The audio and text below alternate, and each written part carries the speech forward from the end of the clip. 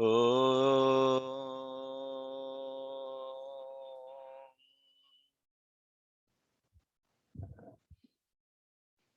शुक्लांबरधरं विष्णुं शशिवर्णं चतुर्भुजं प्रसन्नवदनं ध्यायेत् सर्वविघ्नोपशान्तये। गुरुर्ब्रह्मा गुरुर्विष्णुः गुरुर्देवो महेश्वरः गुरुः साक्षात् परब्रह्म तस्मै श्रीगुरवे नमः।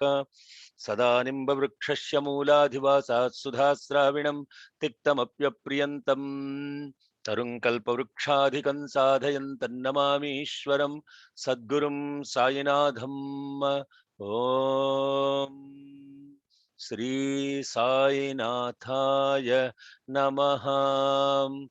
मातर्मे मधुकैटभग्निमहिषः प्राणापहारोद्यमे हेलालम्बितधूम्रलोचनवधे हे चण्डमुण्डापहे शुम्भध्वंसिनि नाशयाशु दुरितं नित्ये निशुम्भापहे।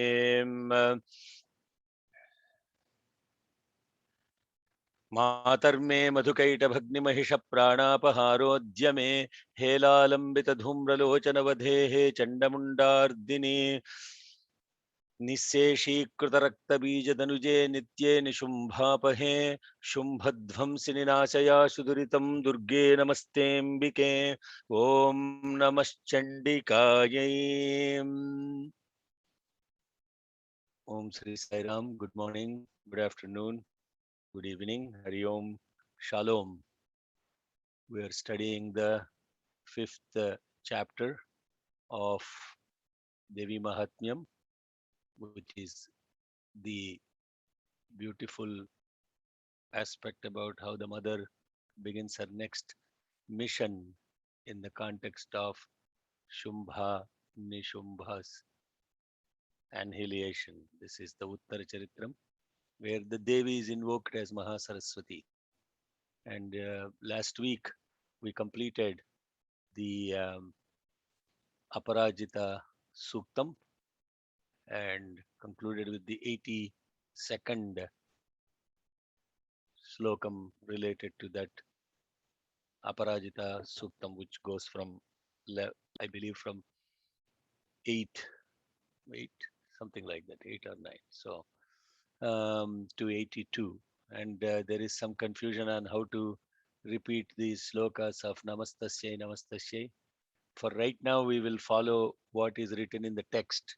But I think when they do the ahutis, it is chanted as, like for example, Chiti Rupena Yat Krishna Metad Vyapya Sthita Jagat Namastasyai Swaha, like that. So then the last one is Namastasyai Namo Namaha. So the Devas completed invoking the mother in the Himalayas. Evam stavabhyuktanam devanam tatra parvati snatumabhyayau toye janhavyan nripanandana. Here the Rishi is saying, who is the Rishi? Sumedha. Sumedha. Glad. Please be connected all the time. Okay. Sumedha is now saying to Nrupanandana. Who is Nrupanandana? Suratha. Suratha, yes. So he is saying that Evam Stavabhyuktanam, O Prince Nrupanandana, the Devas thus engaged in their stotram of the. Did I, yes, Martin? I'm going to put you on spotlight. Okay, you are on spotlight, Martin. Did I put you on spotlight? Okay. Evam stavabhyuktanam devanam tatra parvati snatumabhyayautoye janhavya. While they were completing their praises and all the adoration, Mother Parvati came there to the Ganges Janhavi to take a bath. Please go ahead, Martin and Shanta.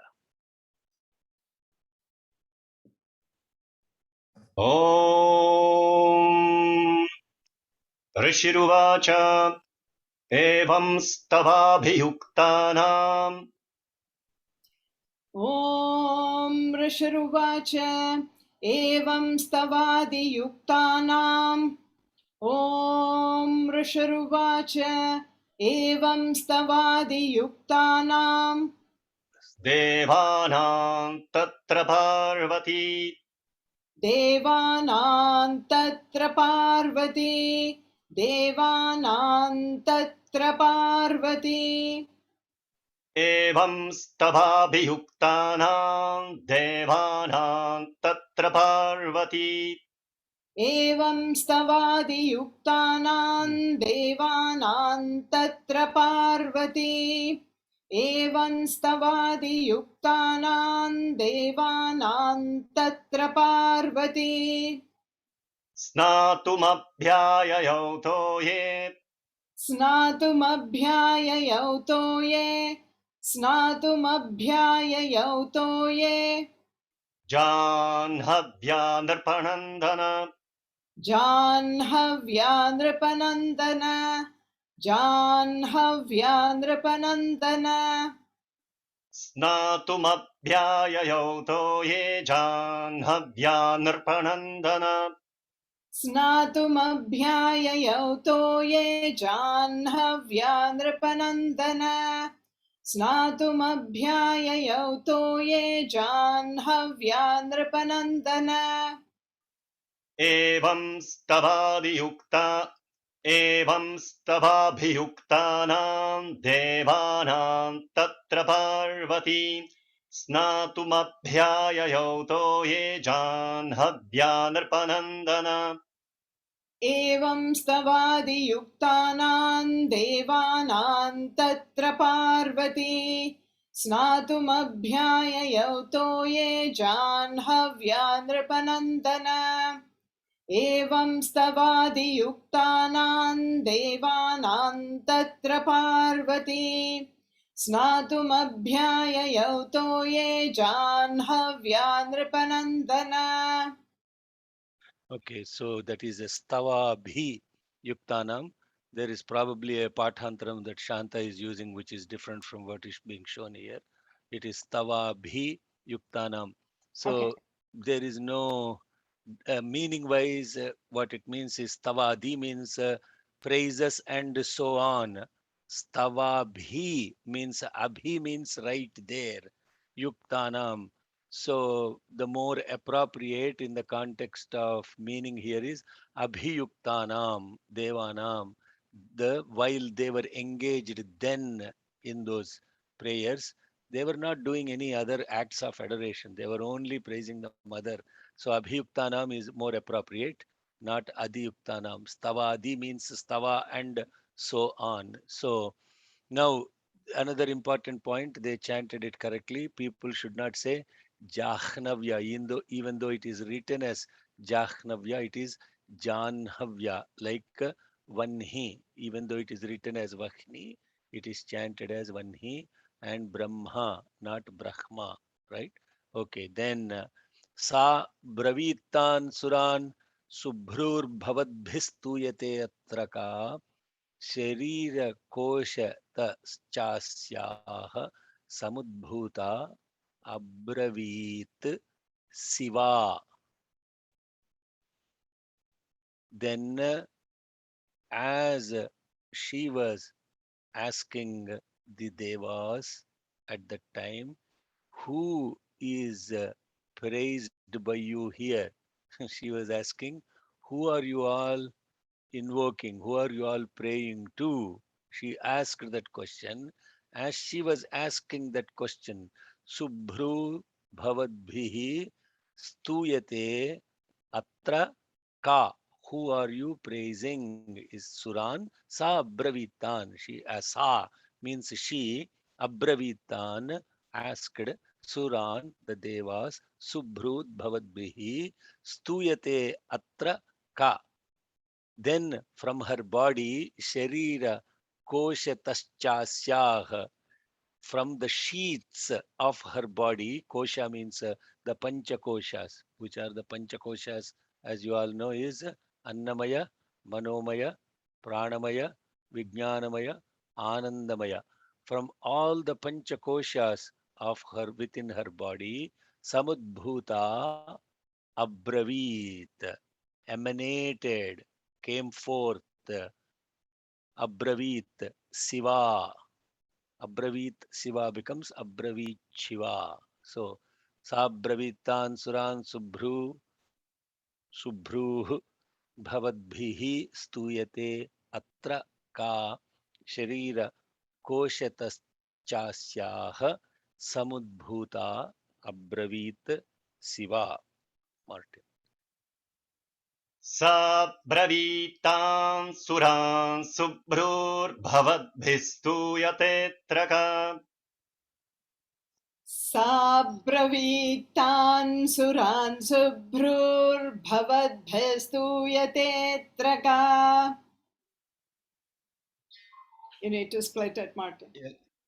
सा ब्रवीतां सुरान् शुभ्रूः साब्रवीतान् सुरान् शुभ्रूर् साब्रवीतान् सुरान् शुभ्रूर् भवद्भिस्तूयतेऽत्र का भवद्भिस्तूयतेऽत्र का भवद्भिस्तूयतेऽत्र का.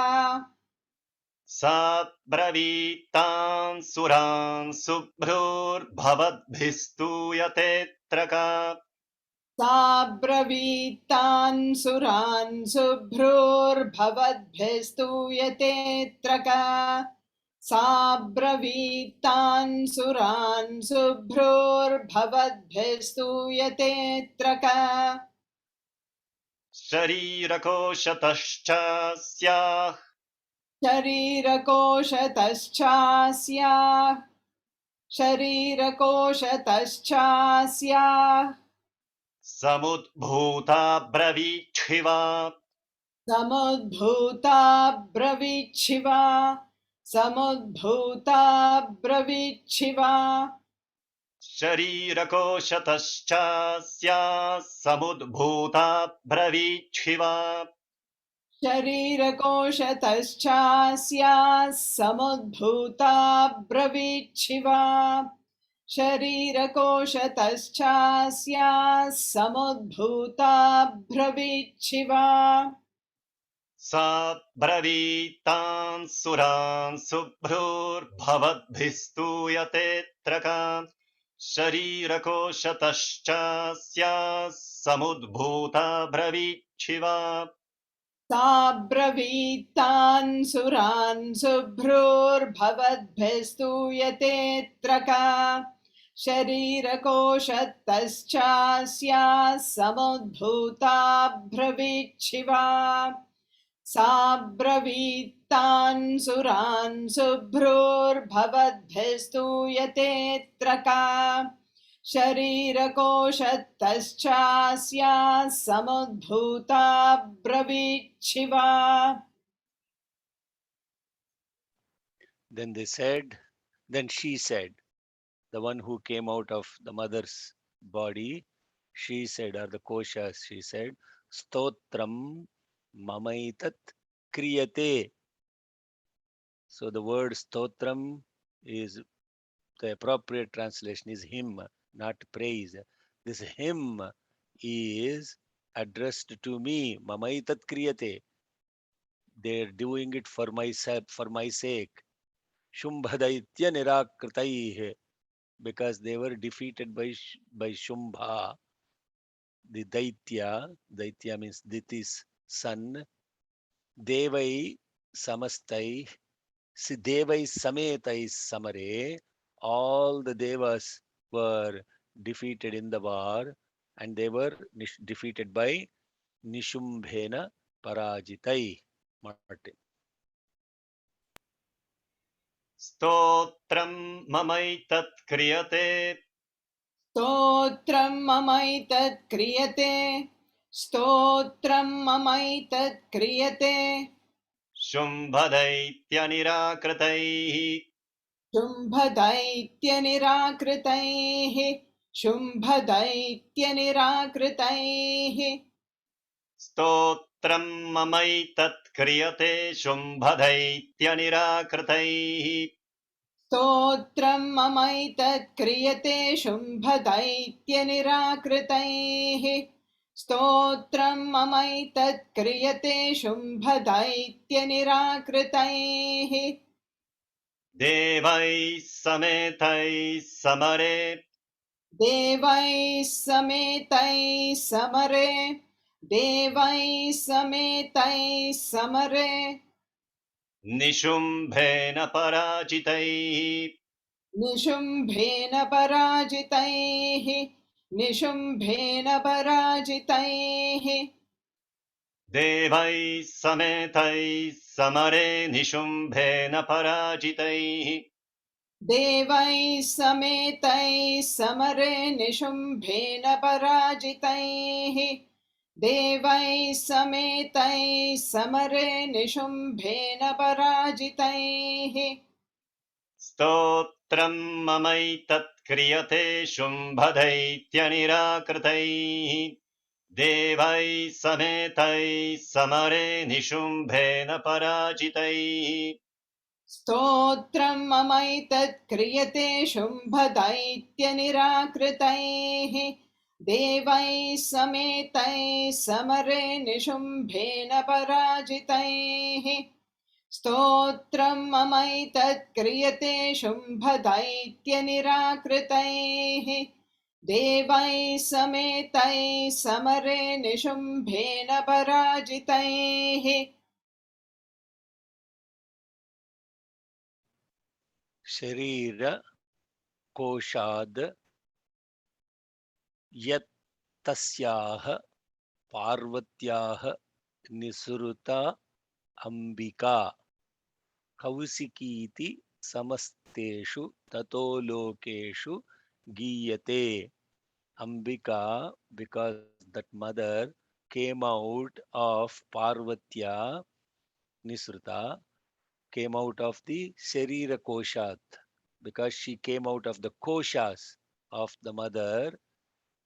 She is therefore called locally, or she is therefore addressed as Kausiki. She got the name Kausiki because she came out of the mother's Koshas. Sharira Koshadyatasya Parvatya Nisrutambica Kausikiti Samasteshu Tato Lokeshu Giyate.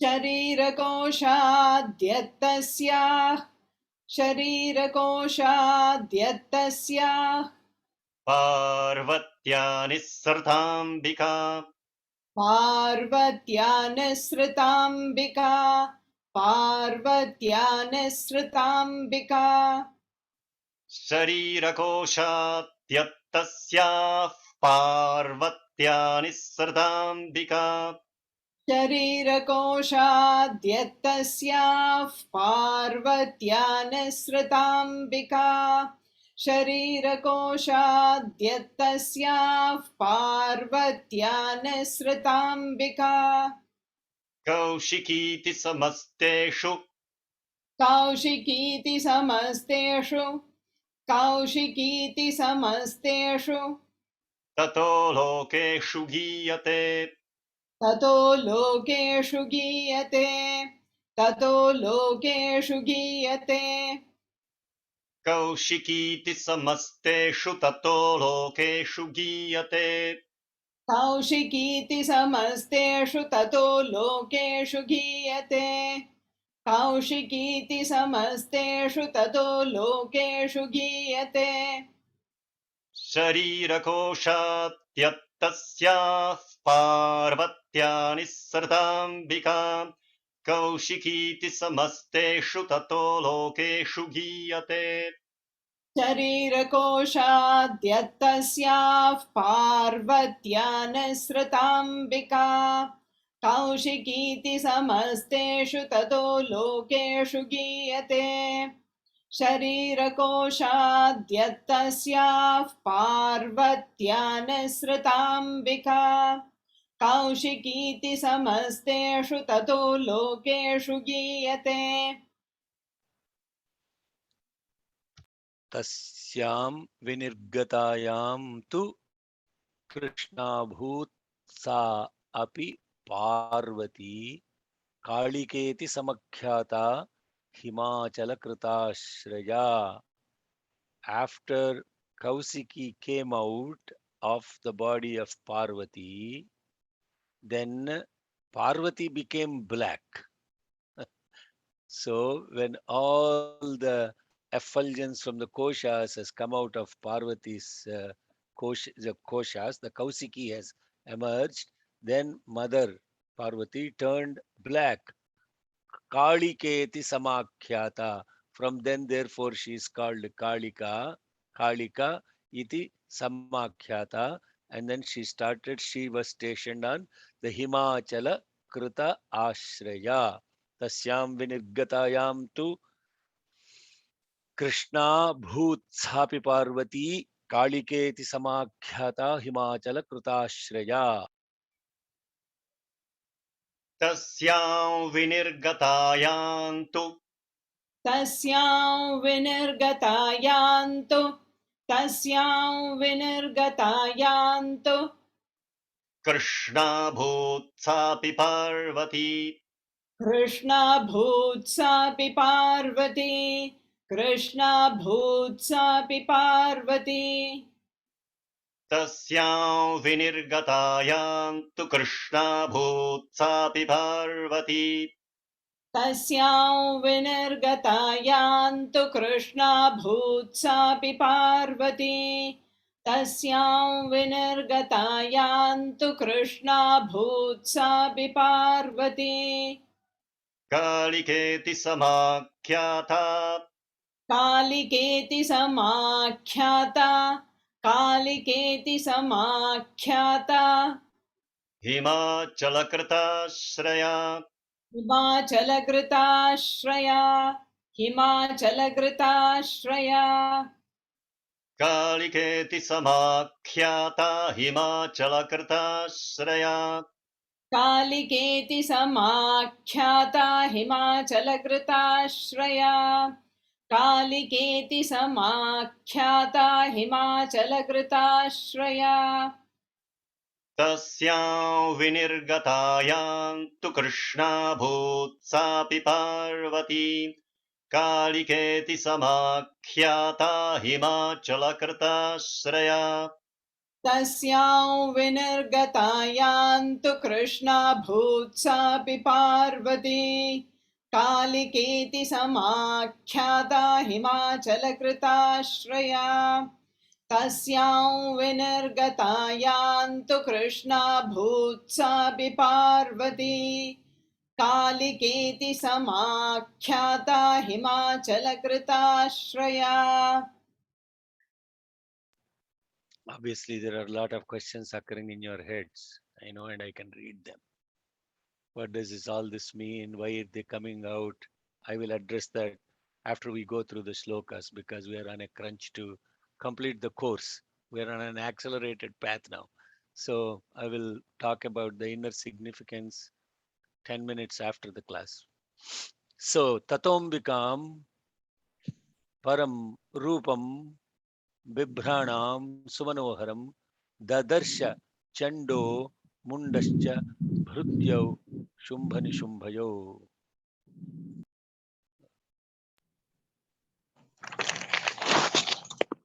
Now, then afterwards, Tata, extremely beautiful form, this extremely beautiful form of the mother, Ambikam Param Rupam, ultimate, Bibhranam Suvanoharam, ultimately beautiful mother's form, was seen by Dadarsha, Chanda, Munda, who are the servants, Bhrutya, of Shumbha, Nishumbha. Tatombikam param rupam bibhranam sumanoharam dadarsha chando mundascha bhrutyau Shumbha Nishumbhayoh. Shekhar, please could you scroll a little bit the text? Thanks. Tatombikam param rupam ततोऽम्बिकां परं रूपं ततोऽम्बिकां परं रूपं बिभ्राणां sumanoharam बिभ्राणान् सुमनोहरं बिभ्राणां सुमनोहरम् ततोऽम्बिकां परं रूपं बिभ्राणां sumanoharam ततोऽम्बिकां परं रूपं बिभ्राणां सुमनोहरम् ततोऽम्बिकां परं रूपं बिभ्राणां सुमनोहरम् ददर्श चण्डो मुण्डश्च ददर्श चण्डो मुण्डश्च ददर्श चण्डो मुण्डश्च भृत्यौ शुम्भनिशुम्भयोः भृत्यौ शुम्भनिशुम्भयोः भृत्यौ शुम्भनिशुम्भयोः ददर्श चण्डो मुण्डश्च भृत्यौ शुम्भनिशुम्भयोः ददर्श चण्डो मुण्डश्च भृत्यौ शुम्भनिशुम्भयोः ददर्श चण्डो मुण्डश्च भृत्यौ शुम्भनिशुम्भयोः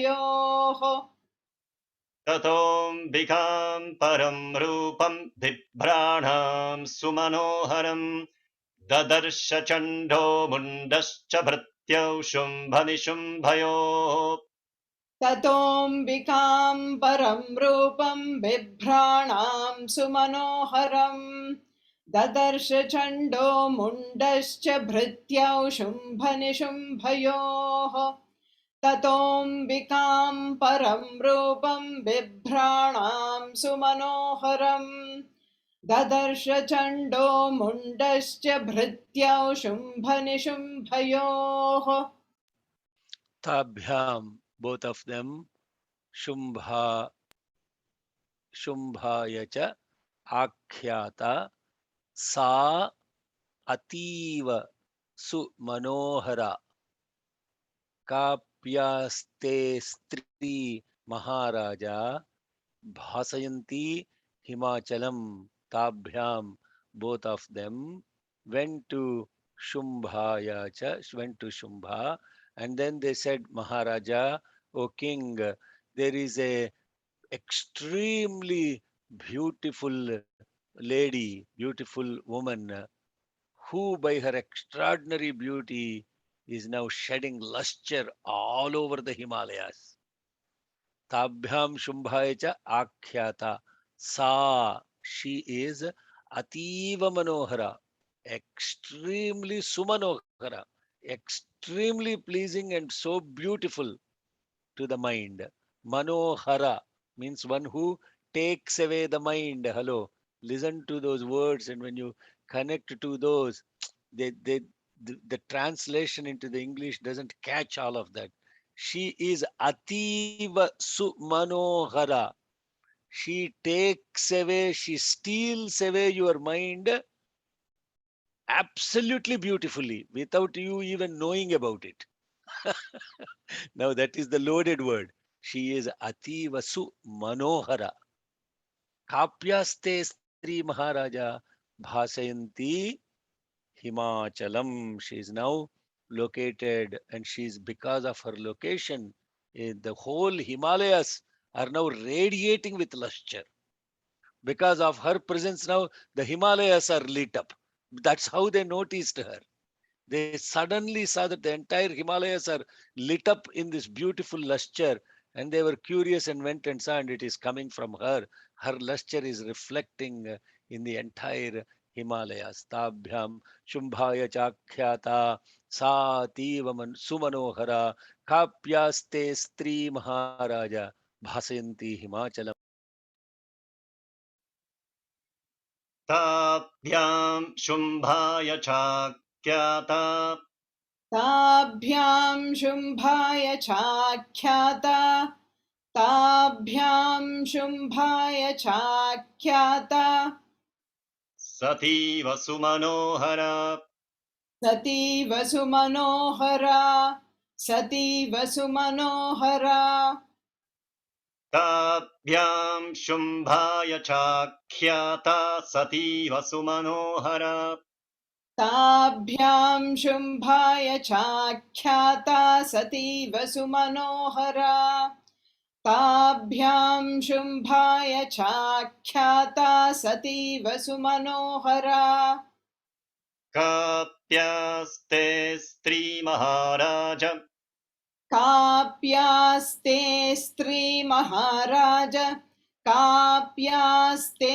स्त्रीमहाराज भासयन्ती हिमाचलम् भासयन्ती हिमाचलम् भासयन्ती हिमाचलम् काप्यास्ते स्त्रीमहाराज भासयन्ती हिमाचलम् काप्यास्ते स्त्रीमहाराज भासयन्ती हिमाचलम् काप्यास्ते स्त्रीमहाराज भासयन्ती हिमाचलम् ताभ्यां शुम्भाय चाख्याता सतीव सुमनोहरा काप्यास्ते स्त्रीमहाराज भासयन्ती हिमाचलम् ताभ्यां शुम्भाय चाख्याता सतीव सुमनोहरा काप्यास्ते स्त्रीमहाराज भासयन्ती हिमाचलम् ताभ्यां शुम्भाय चाख्याता सतीव सुमनोहरा काप्यास्ते स्त्रीमहाराज भासयन्ती हिमाचलम् ताभ्यां शुम्भाय चाख्याता सातीव सुमनोहरा ताभ्यां शुम्भाय Sairam, just चाख्याता 1 second. It should be Sativa, not Sativa. So I made the correction. Apologies after Martin started chanting. So when you're repeating it, repeat it as Sativa Sumanohara. It's not Sativa. Sati means just a woman. Sa means she who is Ati Iva Sumanohara. It's much more beautifully presence of that one who steals the mind. Okay, so apologies. I made the correction as I noticed it right now. So okay. Yes, Thank we have in the text Khyata Ativa Sumanohara format. Sa, sorry, Ativa. Ativa. Yeah. Mhm. Okay. So it is Sativa instead of Sativa. It is Sativa Sumanohara. Sa means she. Ativa means extremely. Sumanohara, beautiful. Okay. Yeah. ताभ्यां शुम्भाय चाख्याता सातीव सुमनोहरा काप्यास्ते स्त्रीमहाराज भासयन्ती हिमाचलम् ताभ्यां शुम्भाय चाख्याता सातीव सुमनोहरा काप्यास्ते स्त्रीमहाराज भासयन्ती हिमाचलम्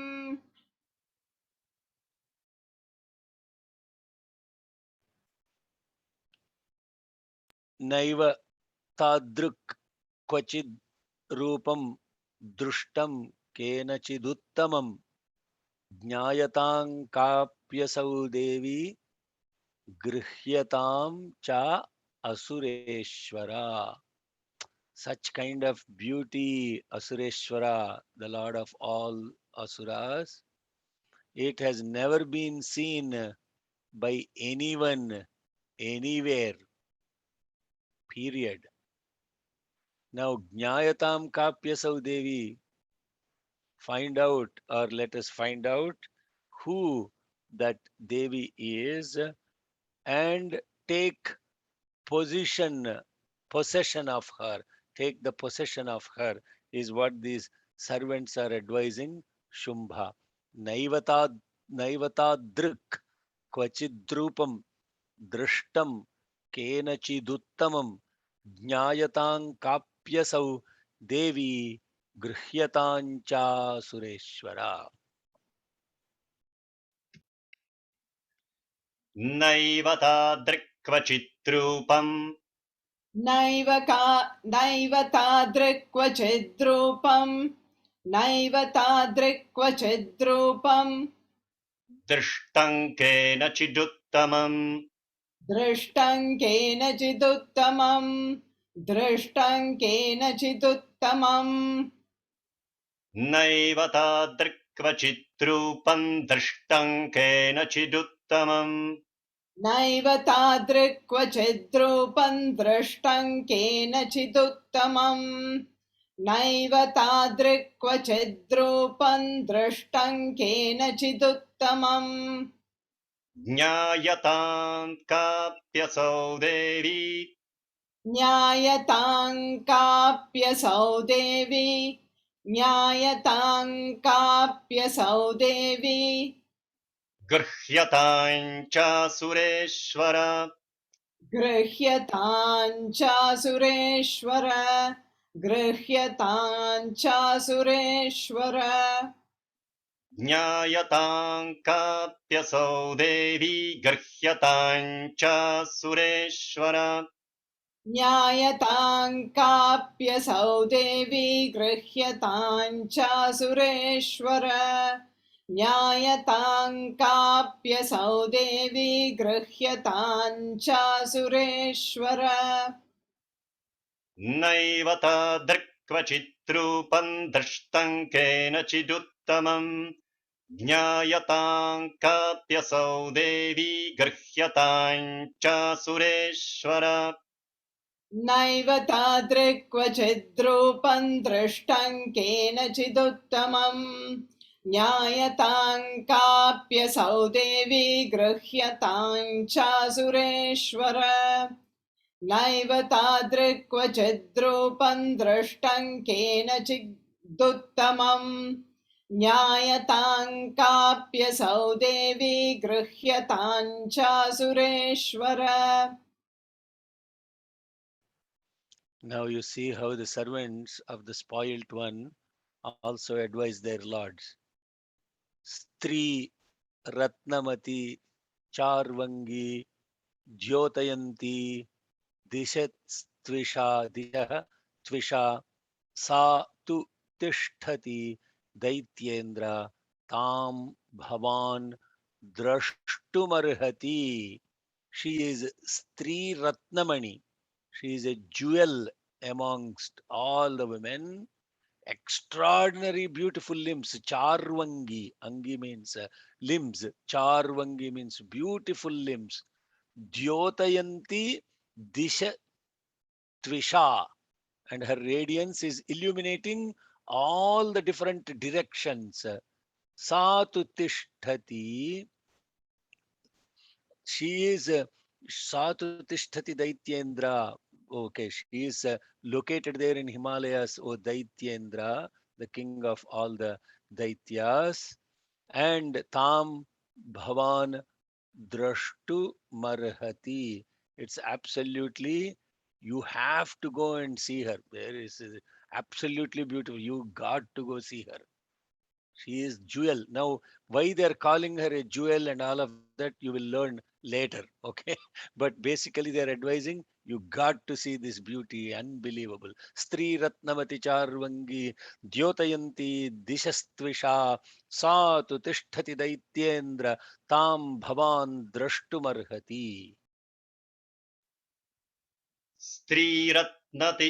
स्त्रीरत्नमति चार्वङ्गी स्त्रीरत्नमति चार्वङ्गी स्त्रीरत्नमति चार्वङ्गी द्योतयन्ती दिशस्त्विषा द्योतयन्ती दिशस्त्विषा द्योतयन्ती दिशस्त्विषा स्त्रीरत्नमति चार्वङ्गी द्योतयन्ती दिशस्त्विषा स्त्रीरत्नमति चार्वङ्गी द्योतयन्ती दिशस्त्विषा स्त्रीरत्नमतिचार्वङ्गी द्योतयन्ती दिशस्त्विषा सा तु तिष्ठति दैत्येन्द्र सा तु तिष्ठति दैत्येन्द्र सा तु तिष्ठति दैत्येन्द्र तां भवान् द्रष्टुमर्हति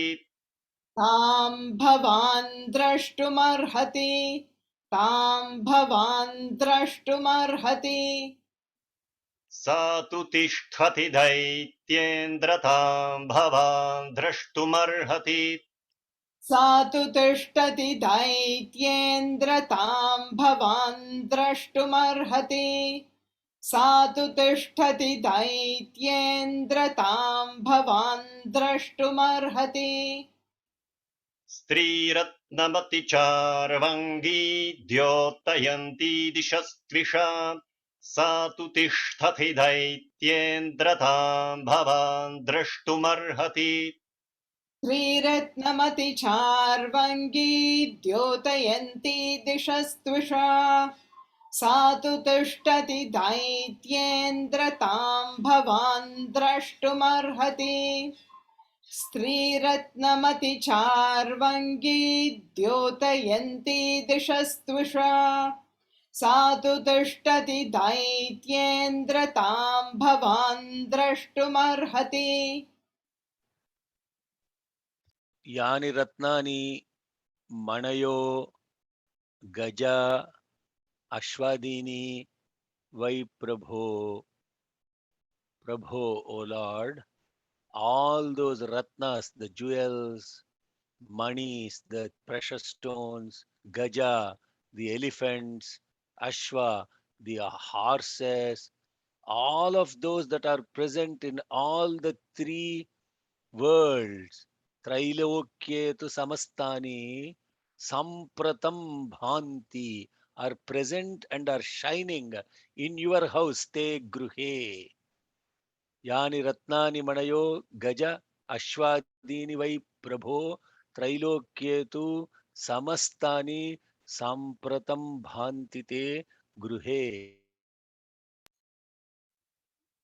यानि रत्नानि मणयो यानि रत्नानि मणयो यानि रत्नानि मणयो गजाश्वादीनि वै प्रभो गजाश्वादीनि वै प्रभो गजाश्वादीनि वै प्रभो यानि रत्नानि मणयो गजाश्वादीनि वै प्रभो यानि रत्नानि मणयो गजाश्वादीनि वै प्रभो यानि रत्नानि मणयो गजाश्वादीनि वै प्रभो त्रैलोक्ये तु समस्तानि साम्प्रतं भान्ति ते गृहे त्रैलोक्ये तु समस्तानि त्रैलोक्ये तु समस्तानि त्रैलोक्ये तु समस्तानि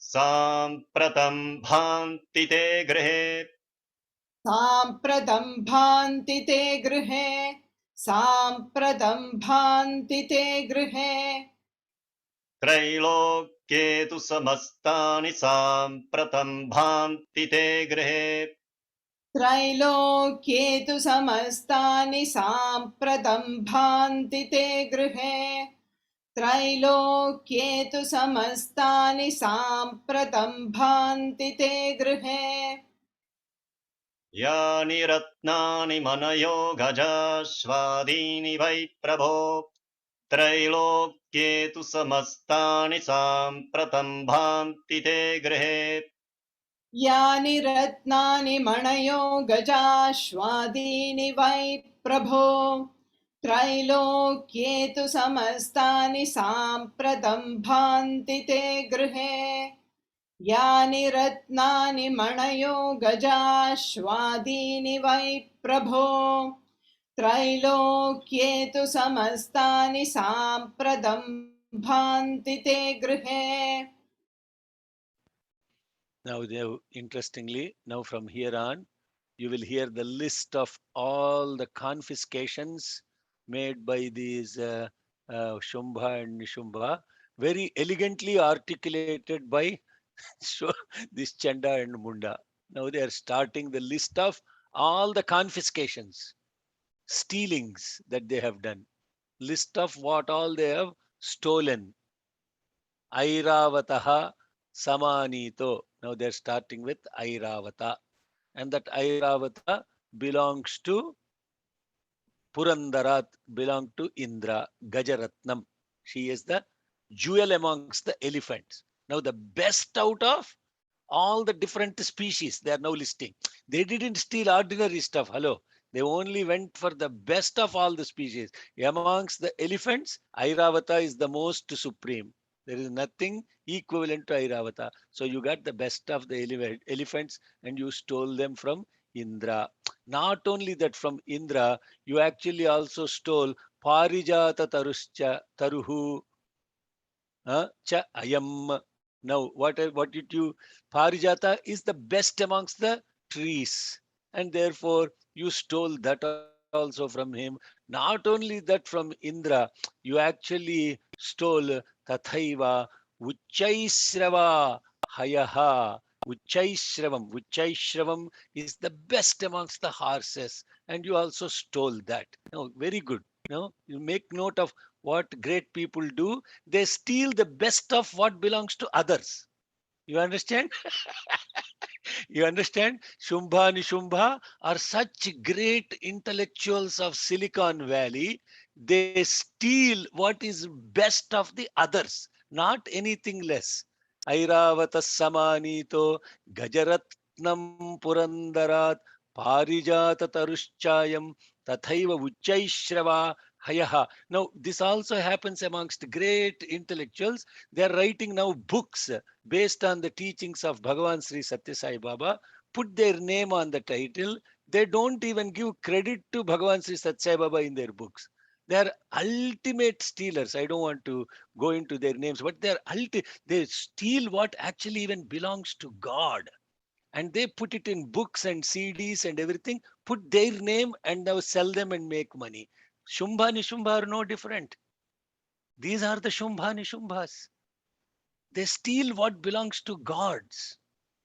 And they put forth as if now they put in their homes and they say that they belong to them. Airavata Samanito Gajaratnam Purandarat Parijata Tarushchayam Tathaiva Uchaishrava Hayaha. ऐरावतः समानीतो ऐरावतः समानीतो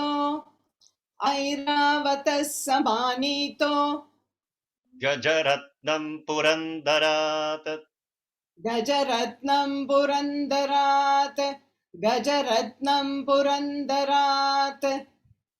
ऐरावतः समानीतो गजरत्नं पुरन्दरात् ऐरावतः समानीतो गजरत्नं पुरन्दरात् ऐरावतः समानीतो गजरत्नं पुरन्दरात् पारिजाततरुश्चायं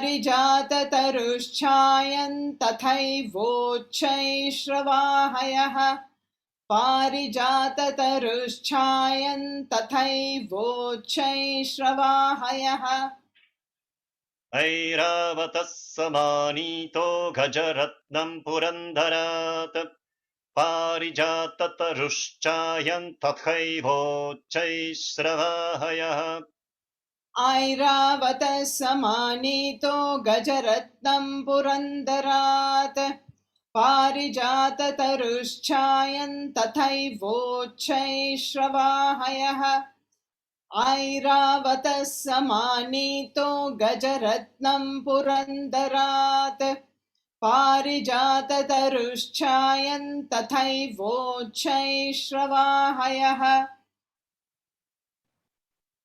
Now the list continues. The list just started. Vimanam Hamsa Samyuktam Etat Tishtati Te Angane Ratna Bhumi Mihanitam Yadasid Vedhaso Adbhutam Vedhasah Adbhutam. This beautiful thing that belonged to Vedhasa, who is Brahma, that beautiful thing that belonged to Brahma called Vimanam, the aeroplane, Hamsa Samyuktam. It is carried by swans, divine swans. This beautiful aeroplane that is actually led by these swans that belong to Brahma, which is so beautiful. Now we sitting in your courtyard. Etat tishtati te ngane Ratna Bhumi Mihanitam. It's studded with jewels, Ratna Bhutam Ihanitam. It is studded with beautiful jewels carried by swans. Now is sitting in your courtyard. Vimanam Hamsa Samyuktam Etat Tishtati te ngane Ratna Bhumi Mihanitam Yadasid Vedhasodbhutam. Vimanam Hamsa Sayuktam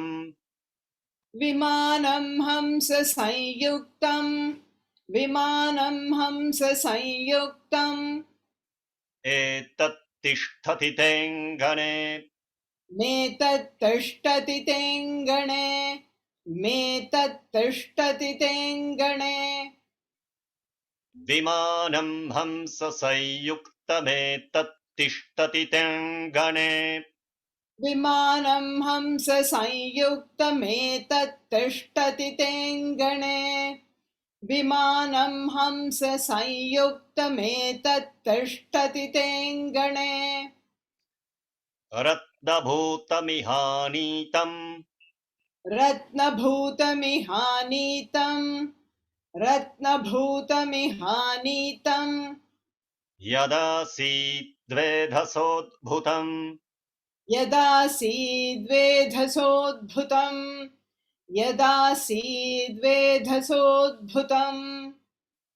Ratnabhutamihanitai Yadasit Vedhasodbhutam रत्नभूतमिहानीतं यदासीद्वेधसोद्भुतं रत्नभूतमिहानीतं यदासीद्वेधसोद्भुतम् Vimanam Hamsa Sayuktametat Tishtati Tengane Ratnabhutamihanitai Yadasit Vedhasodbhutam विमानं हंससंयुक्तमेतत्तिष्ठति तेङ्गणे रत्नभूतमिहानीतं यदासीद्वेधसोद्भुतम् विमानं हंससंयुक्तमेतत्तिष्ठति तेङ्गणे रत्नभूतमिहानीतं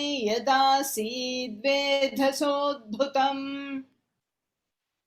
Nidhiresha Mahapadmaha Samanito Dhaneshwarat Kinchalkinim Dadau Cha Abdhir Malam Amlana Pankajam. Now here there is this great treasure called Mahapadma, the great lotus that they confiscated from Dhaneshwarat, from Kubera. Kinjalkinim Dadaucha Abdhir Kinjalkini. Now the ocean also gave to them this garland of never fading lotuses that have filaments in them. Kinjalkinim Dadaucha Abdhir. Abdhi is the ocean. Malam, which is garland. Amlana Pankajam, along with those filaments. Beautiful garland of lotuses, never fading lotuses. They were also confiscated from the ocean. They didn't give them out of love. They were taken away from them. Now, when you will see the entire list, the same list was repeated before. Yes? Do you remember the same list was repeated before? Yes? Yes. Yeah. Where was the same list repeated?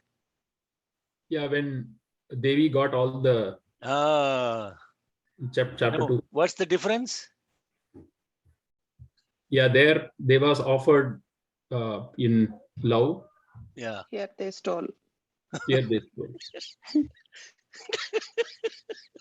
Now, that is what is the difference between a sura and a asura. Now you understand? The fellow who confiscates and will not even give it when you ask it, he is called Danava. Then the one who has it but gives it when he has it is called Manava. The one who gives it without even asking unconditionally is Deva, God. Now, Nidhiresha Mahapadmaha Samanito Dhaneshwarat Kinjalkinim Dadau Chabdhir Malam Amlana Pankajam. निधिरेश महापद्मः निधिरेश महापद्मः निधिरेश महापद्मः समानीतो धनेश्वरात् समानीतो धनेश्वरात् समानीतो धनेश्वरात् निधिरेश महापद्मः समानीतो धनेश्वरात् निधिरेश महापद्मः समानीतो धनेश्वरात् निधिरेश महापद्मः समानीतो धनेश्वरात् किञ्जल्किनीं ददौ चाब्धिर् किञ्जल्किनीं ददौ चाब्धिर् किञ्जल्किनीं ददौ चाब्धिर् किञ्जल्किनीं ददौ चाब्धिर् मामम्लां मालामम्लानपङ्कजाम् मालामम्लानपङ्कजाम् मालामम्लानपङ्कजाम् किञ्जल्किनीं ददौ चाब्धिर्मालामम्लानपङ्कजाम् किञ्जल्किनीं ददौ चाब्धिर्मालामम्लानपङ्कजाम् किञ्जल्किनीं ददौ चाब्धिर्मालामम्लानपङ्कजाम् निधिरेश महापद्मः समानीतो धनेश्वरात्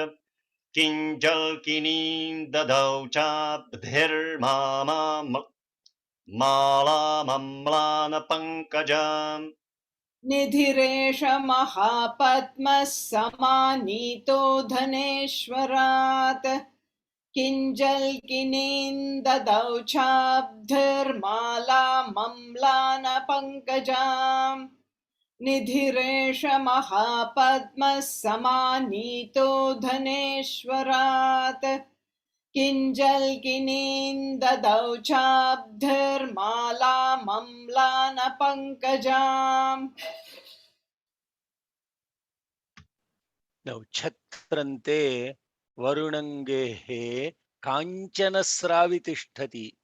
There is this beautiful umbrella of Varuna which showers gold when it is opened.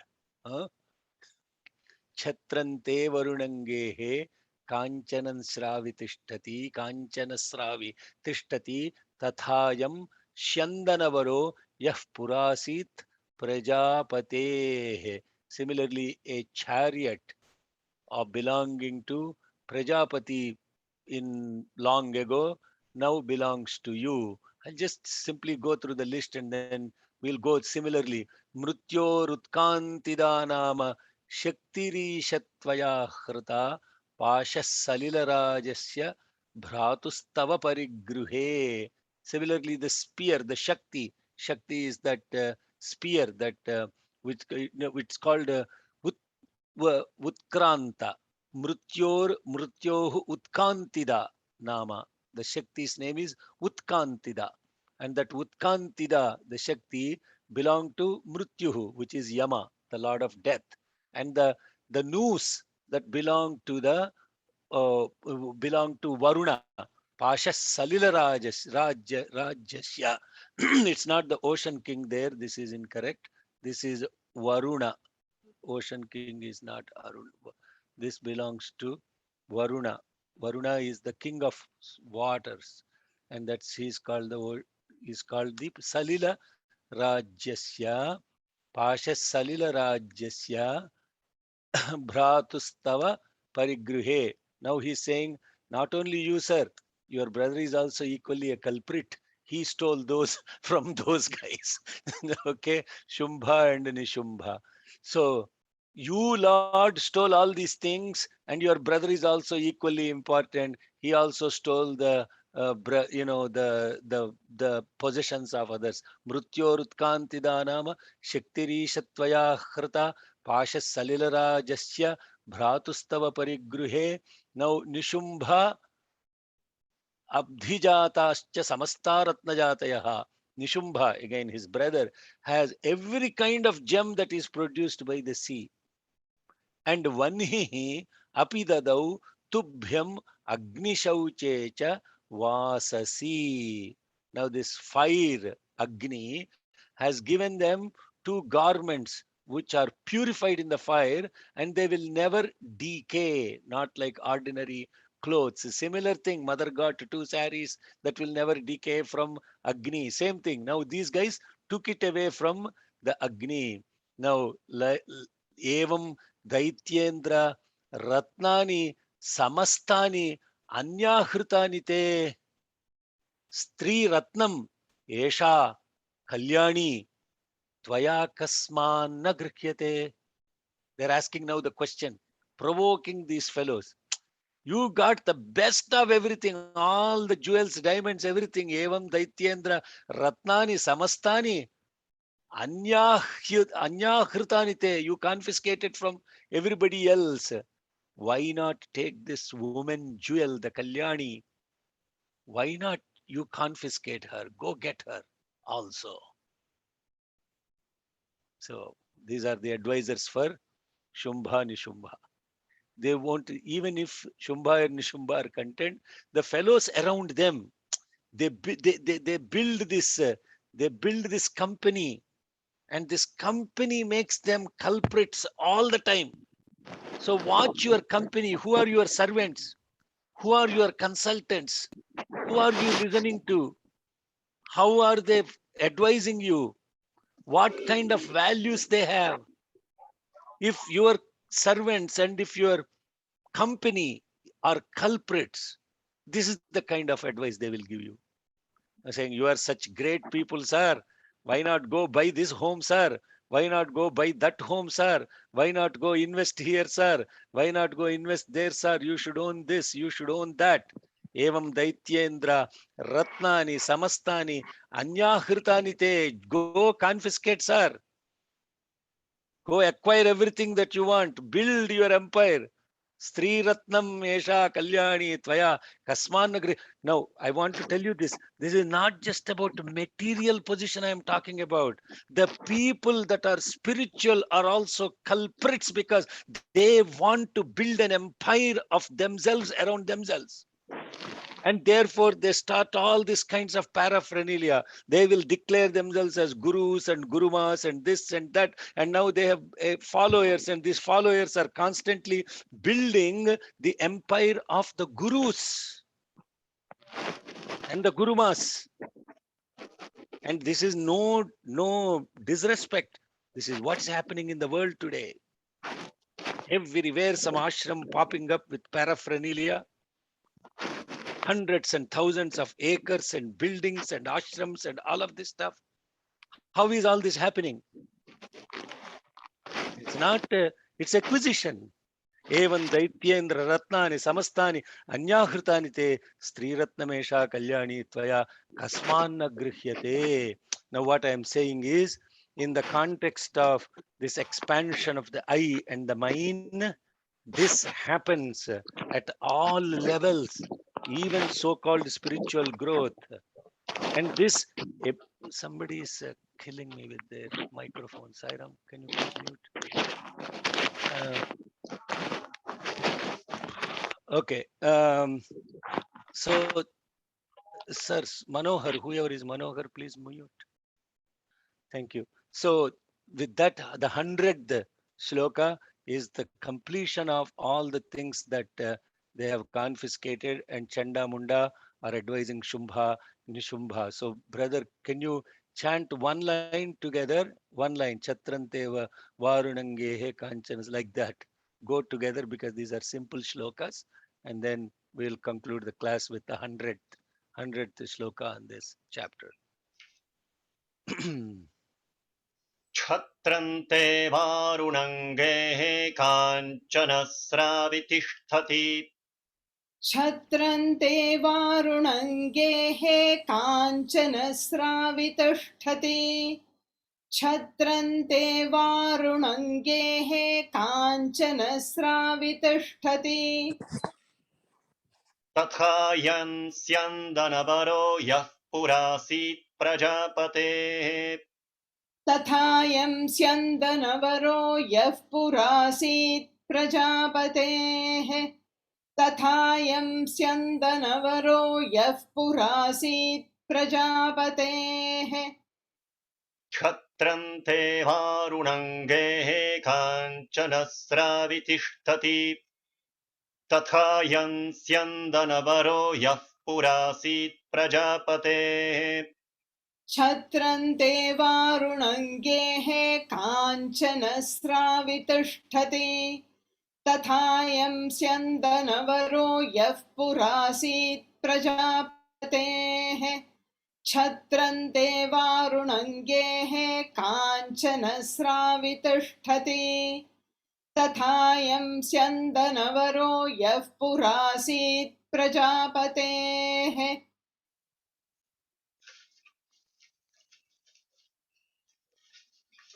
Yeah, go ahead, Martin, continue. Yes. I explained the meaning of the others also. Could you scroll the screen, please?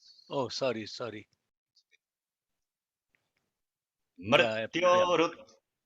मृत्योरुत्क्रान्तिदानाम शक्तिरीशत्वया हृता मृत्योरुत्क्रान्तिदानाम शक्तिरीशत्वया हृता मृत्योरुत्क्रान्तिदानाम शक्तिरीशत्वया हृता पाशः सलिलराजस्य भ्रातुस्तव परिग्रहे पाशः सलिलराजस्य भ्रातुस्तव परिग्रहे पाशः सलिलराजस्य भ्रातुस्तव परिग्रहे मृत्योरुत्क्रान्तिदानाम शक्तिरीशत्वया हृता पाशः सलिलराजस्य भ्रातुस्तव परिग्रहे मृत्योरुत्क्रान्तिदानाम शक्तिरीशत्वया हृता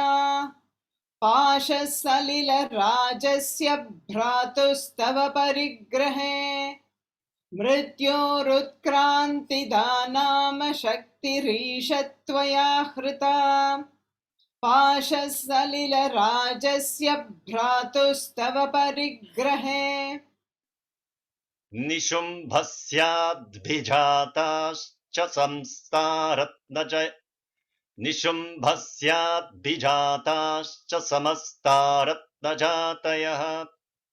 निशुम्भस्याब्धिजाताश्च समस्तारत्नजातयः निशुम्भस्याब्धिजाताश्च समस्तारत्नजातयः वह्निरपि दधौ तुभ्यमग्निशौचे च वाससि वह्निरपि ददौ तुभ्यमग्निशौचे च वाससि वह्निरपि ददौ तुभ्यमग्निशौचे च वाससि निशुम्भस्याद्भिजाताश्च समस्तारत्नजातयः वह्निरपि दधौ तुभ्यमग्निशौचे च वह्निरपि ददौ तुभ्यमग्निशौचे च वाससि निशुम्भस्याब्धिजाताश्च समस्ता रत्नजातयः वह्निरपि ददौ तुभ्यमग्निशौचे च वाससि निशुम्भस्याब्धिजाताश्च समस्ता रत्नजातयः वह्निरपि ददौ तुभ्यमग्निशौचे च वाससि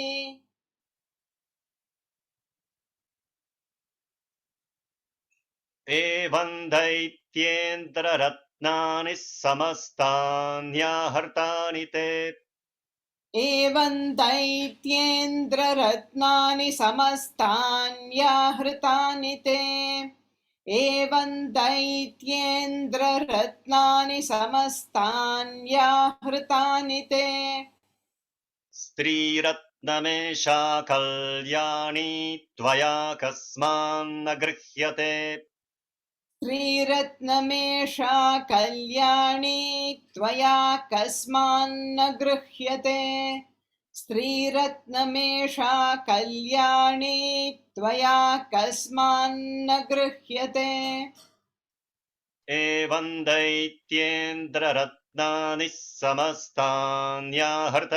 ते स्त्रीरत्नमेषा कल्याणी त्वया कस्मान्न गृह्यते एवं दैत्येन्द्ररत्नानि समस्तान्याहृतानि ते श्रीरत्नमेषा कल्याणी त्वया कस्मान्न गृह्यते एवं दैत्येन्द्ररत्नानि समस्तान्याहृतानि ते श्रीरत्नमेषा कल्याणी त्वया कस्मान्न गृह्यते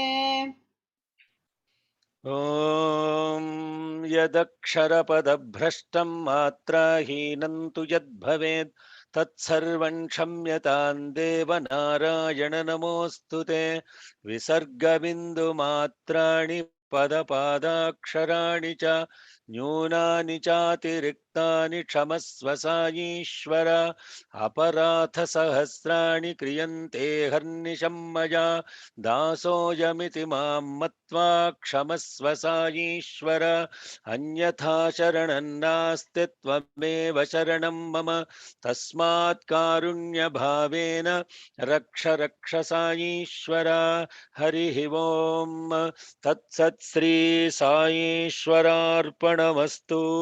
स्वस्तिः प्रजाभ्यः परिपालयन्ताम् न्यायेण मार्गेण महिं महिषाः गोब्राह्मणेभ्यः शुभमस्तु नित्यम् समस्तलोकाः सुखिनो भवन्तु समस्तलोकाः सुखिनो भवन्तु समस्तलोकाः सुखिनो भवन्तु ॐ शान्ति शान्ति शान्तिः Sairam, I know I promised that I'll share a few words about the inner significance of this. Let me see if I'm able to unshare my screen here.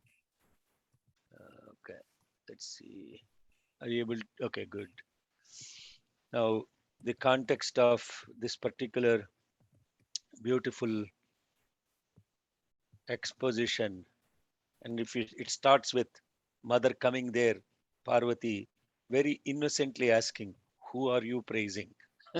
and then somebody emanating from her, from all her kaushas, the Kaushiki, then the mother turning into Kali, then this Chanda and Munda going to Shumbha and Nishumbha and advising them, and also actually giving the list as if they have done some great things.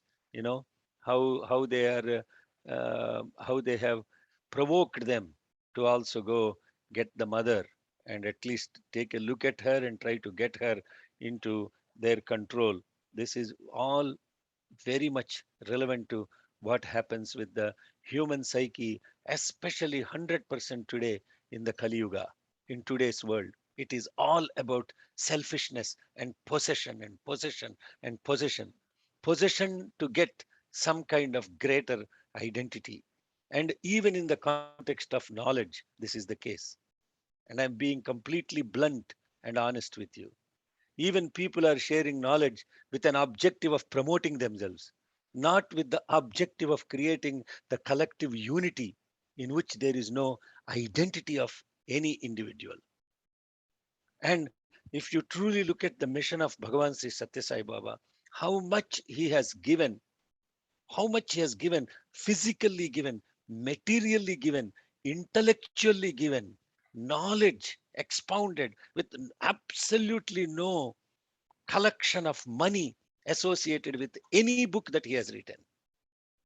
Any book, any Vahini that was written by Bhagavan is available freely to everybody without any charge whatsoever,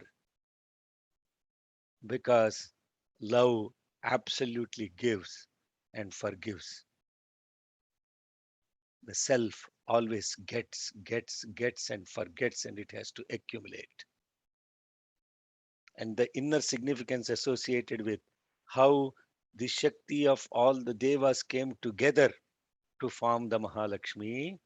And here, how all the Shakti that is present in the mother herself has emanated as Kaushiki, has now left behind the Kali. The Kali is the one that is the black, and the white is the Kaushiki. And the mother Kaushiki is the one that these Chanda and Munda are talking about to Shumbha and Nishumbha.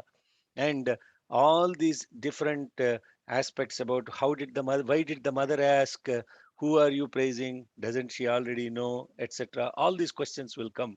There is significance to that, which I will give you the opportunity to contemplate on. But now you understand the principle of Shumbha and Nishumbha is even more complex spiritually than Mahishasura. It is much more complex because the Shumbha and Nishumbha represent closer, this Rajas that is closer to the, if you look at this, imagine this, I'll perhaps try to put this as a slide. There is the Tamoguna, there is the Rajoguna, and there is the Sattva-guna. The three attributes or levels of the mind: the lowest mind, the lower mind, the normal mind, the super mind, the supramental mind. All these are different quote unquote minds. Mind really means thought processes. And in these thought processes, we are going from the most lowest of the lowest, such as Madhu and Kaitabha, and slowly understanding what are all the different minds that are present within us. Out of all these minds, the most complex mind is the one that is even closer to the Sattva-guna. That is what is Shumbha and Nishumbha. And that is what I am talking about, intellectually complex ego. And this intellectually complex ego associated with even spiritual progress. This is so deep for all of us to really connect to. We are not even connecting to Madhu Kaitabha, who are the lowest of the lowest in Rakshasas. They are actually stupid fellows, because they asked what boon you want to God himself. They are so stupid. That's called Tamoguna. Their level of intellect is so dumb that they looked around and said, oh, there is only water. Kill us where there is no water, right? I mean, you look at that episode and you say, what? I mean, these guys are dumb guys, you know?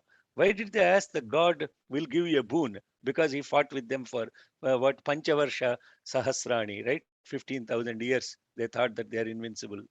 But Mahishasura is even more complex, Rajasic Tamoguna. He's Rajasic Tamoguna. Now, here is Shumbha Nishumbha, who are the Sattvic Rajoguna. Mahishasura is Tamasic Rajoguna. Shumbha Nishumbha are Sattvic Rajoguna. They are even more closer to Sattva-guna but yet they are still in supreme rajas. Like Ravanasura is a sattvic rajoguna. What is sattvic rajoguna? Incredible devotees. Ravanasura is one of the most powerful devotee of Shiva. Such a great intellect. Has, in fact, the Mahanyasam that is chanted to Bhagavan Shiva is composed by Ravanasura. And he is revered among with Chanda, and along with the along with the Pramadaganas, Nandi, Bhringi, all those people. But now the difference is he is Rajoguna with Sattvic tinge. And so this is what we are connecting to. And that Rajoguna with the Sattvic tinge is the most complex intellectual spirituality. It is intellectual spirituality. They are called Medhavis. They are so intelligent, and they think that they are highly spiritual, and it is extremely difficult to evince that spiritual ego. And that spiritual ego is what we are going to study. And now you have seen the list of what type of great things this spiritual ego can acquire. The spiritual ego can acquire all the powers. All the siddhis will be there with them. They are incredibly great mantra upasakas, this and that and all of that stuff. They're so perfect in their ritual, like Ravanasura. Ravanasura is perfection for Shiva Puja. Perfection. Nobody can worship Shiva like that. The perfection of Shiva Puja, but it is Rajoguna associated closer to the Sattvaguna. And therefore, the mother has to come as Maha Saraswati, the ultimate Sattvaguna, in order to kill this Sattvic Rajoguna. Yes, are we all connected now? There's a beautiful preamble and why they invoked this mother and brought her as Maha Saraswati, Purvamatra Manubhaje, Maha Saraswati, Purvamatra Manubhaje, Shumbhadi Daityardini. Okay, any questions or comments? 2 minutes, otherwise we'll close. Yes. Excellent. Very good. See you bright and early tomorrow. Yes. Thank you so much, Sai Ram. Sai Ram to all of you. Jai Sai Ram. Jai Sai Sai Ram. Jai Saram. Sai Ram. Saram.